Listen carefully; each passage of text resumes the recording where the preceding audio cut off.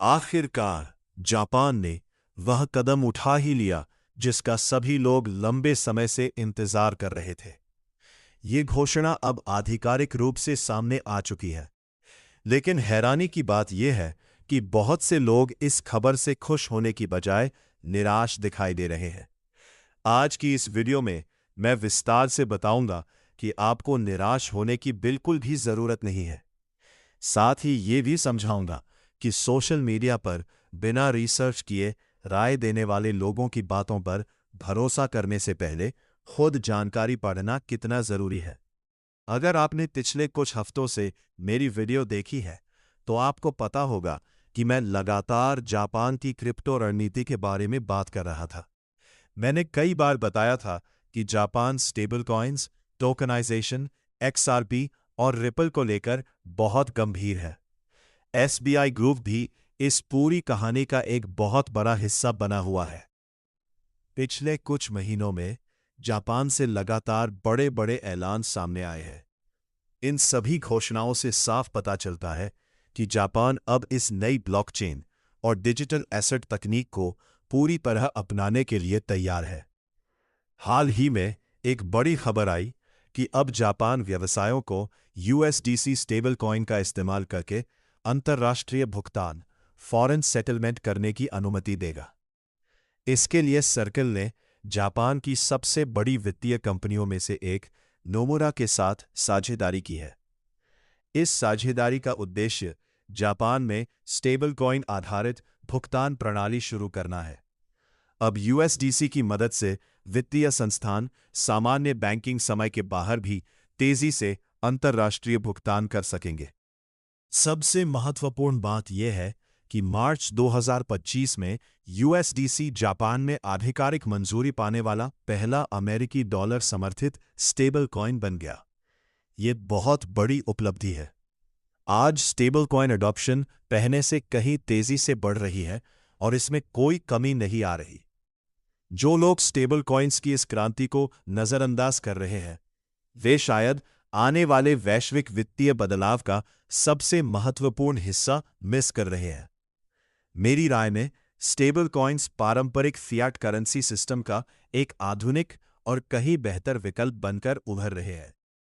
क्योंकि वर्तमान Fiat system कई वर्षों से अपनी कमजोरियां दिखा रहा है और अब उसकी खामियां पहले से अधिक स्पष्ट दिखाई देने लगी है।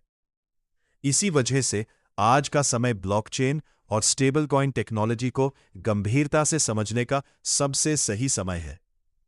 अब बात सिर्फ सर्कल या USDC तक सीमित नहीं है। जापान के सबसे बड़े बैंक भी अब स्टेबल कॉइन की दुनिया में कदम रख चुके हैं।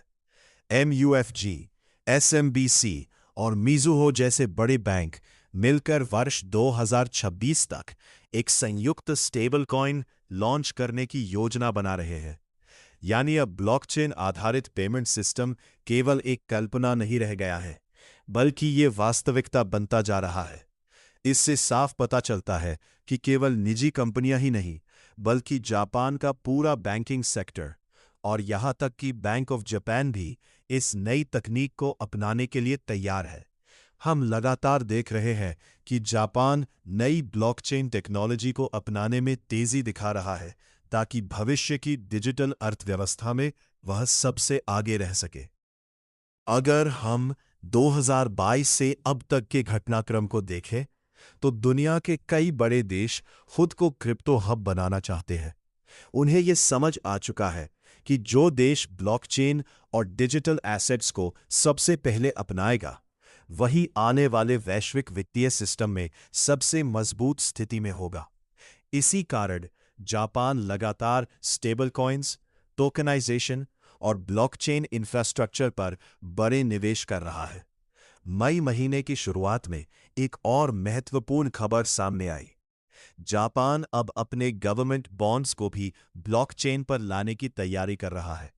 इसके साथ 24 घंटे ट्रेडिंग और स्टेबल कॉइन के माध्यम से सेटलमेंट की सुविधा भी शुरू की जाएगी। इसका मतलब है कि टोकनाइजेशन अब केवल क्रिप्टो तक सीमित नहीं रहेगा, बल्कि सरकारी वित्तीय संपत्तियां भी ब्लॉकचेन पर आने लगेंगी। यह दिखाता है कि जापान केवल बातें नहीं कर रहा, बल्कि वास्तव में ऑन चेन फाइनेंस की दिशा में तेजी से आगे बढ़ रहा है। अब बात करते हैं रिपल और एसबीआई की। लगभग 1 साल पहले रिपल और एसबीआई ने घोषणा की थी कि वे जापान में RLUSD स्टेबल कॉइन लाने वाले हैं। उस समय से पूरी क्रिप्टो कम्युनिटी इस घोषणा का इंतजार कर रही थी। एसबीआई लंबे समय से रिपल का सबसे बड़ा पार्टनर रहा है। एसबीआई रिपल एशिया कई वर्षों से रिपल के साथ मिलकर काम कर रही है और XRP इकोसिस्टम को मजबूत बनाने में उसकी बहुत बड़ी भूमिका रही है। एसबीआई उन शुरुआती कंपनियों में शामिल है जिन्होंने रिपल और XRP पर सबसे पहले भरोसा जताया था।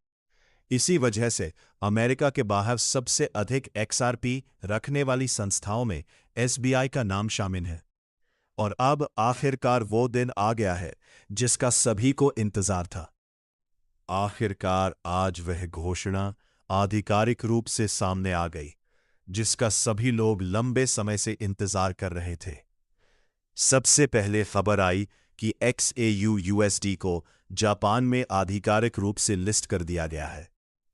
SBI VC ट्रेड जापान का पहला एक्सचेंज बन गया है जिसने रिपल लैब्स की साझेदारी में जापान के नए इलेक्ट्रॉनिक पेमेंट फ्रेमवर्क के तहत XAUUSD को लॉन्च किया।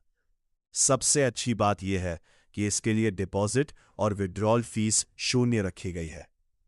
लेकिन कहानी यही खत्म नहीं होती। SBI VC ट्रेड ने इसके साथ ही जापान का पहला येन आधारित स्टेबल कॉइन JPYSC भी लॉन्च किया है। ये स्टेबल कॉइन बड़ी राशि के ट्रांसफर और कॉरपोरेट भुगतान के लिए बनाया गया है।